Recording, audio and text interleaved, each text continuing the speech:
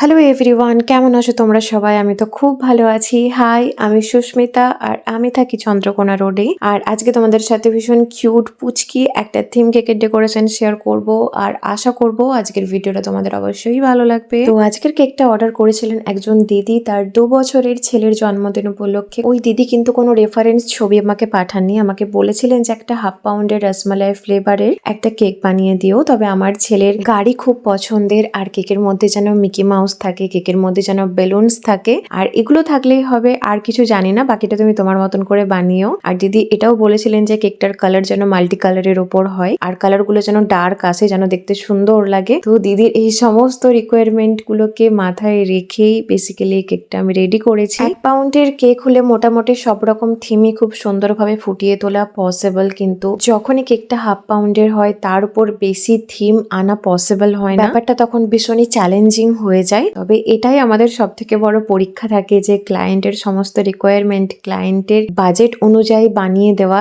এটা খুব কম হোম বেকাররাই খুব সুন্দরভাবে ফুটিয়ে তুলতে পারে। আর এখানে বর্ডার বানানোর জন্য নূরের একটা স্টার নজলের সাহায্যে হোয়াইট কালার ক্রিম নিয়ে আমি এরকম ভাবে একটু বর্ডারটা বানিয়ে নিয়েছি। আর এই যে দেখতে পাচ্ছ মিকি মাউস সাথে বেলুনস, আর এই যে টপার গুলো, এগুলো কিন্তু নন এডিবল, খাওয়া যাবে না, সেটা কিন্তু আমি প্রথমে ক্লায়েন্টকে জানিয়ে দিয়েছিলাম। আর উপর থেকে কিছু স্প্রিঙ্কেল অ্যাড করেছি। আর দিদির ছেলের যেহেতু কার পছন্দ, আর চেষ্টা করেছি পুরো থিমটাই দিদির পছন্দের মতন করে বানিয়ে দিতে। তো এই ছিল আমার আজকের কেকের ফাইনাল লুক। অবশ্যই জানিও যে আজকের এই কেকের ফাইনাল লুকটা তোমাদের কেমন লেগেছে, আর ভালো লেগে থাকলে অবশ্যই ভিডিওটাতে লাইক করে দিও, চ্যানেলটাকে সাবস্ক্রাইব করতে একদমই ভুলো না। তো চলো দেখা হচ্ছে নেক্সট ভিডিওতে।